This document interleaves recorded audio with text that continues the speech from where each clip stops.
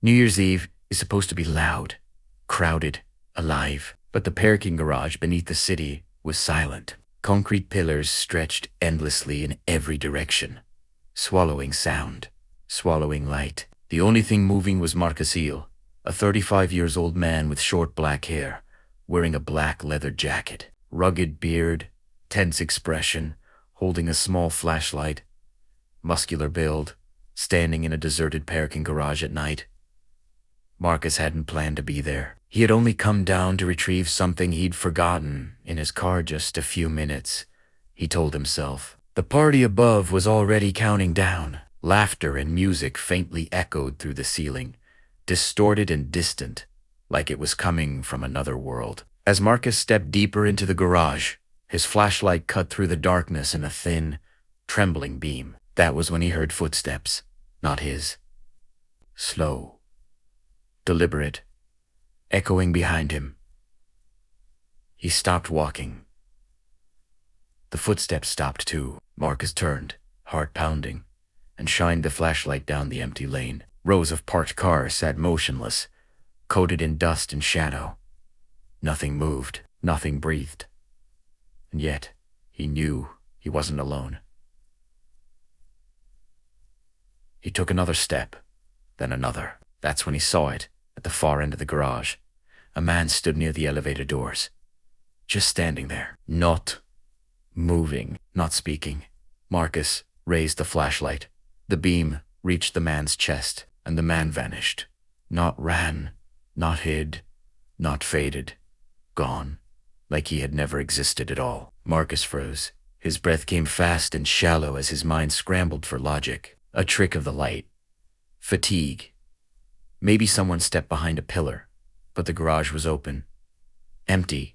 There was nowhere to hide. Trying to calm himself, Marcus continued forward, shining his flashlight into corners, under cars, across graffiti-covered walls. Puddles on the ground reflected warped versions of reality, shadows moving where they shouldn't. That's when he saw the blood. A thin, smeared trail stretched across the concrete floor, leading deeper into the garage.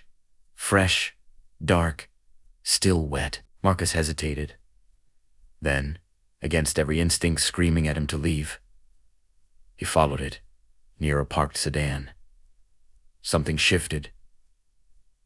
A shadow, too tall, too still. Marcus slowed his steps, flashlight shaking in his hand. As he approached, the shadow slid silently behind the car and disappeared. At that exact moment, the flashlight flickered. A scream tore through the garage, high-pitched, desperate. Cut off instantly.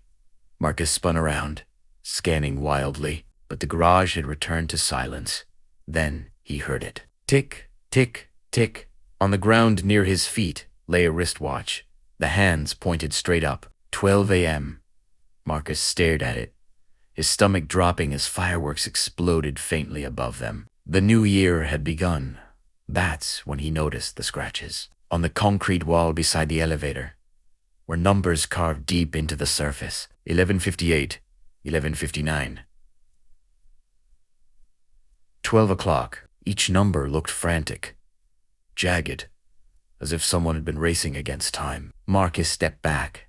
A shape moved in the elevator's mirrored doors. He turned and saw himself, but not alone. Behind his reflection stood something tall and black, featureless, stretching unnaturally toward the ceiling. Marcus backed away, heart hammering, breath fogging the cold air. The elevator doors slid open on their own, revealing only darkness inside. Not even the flashlight beam could reach the back wall.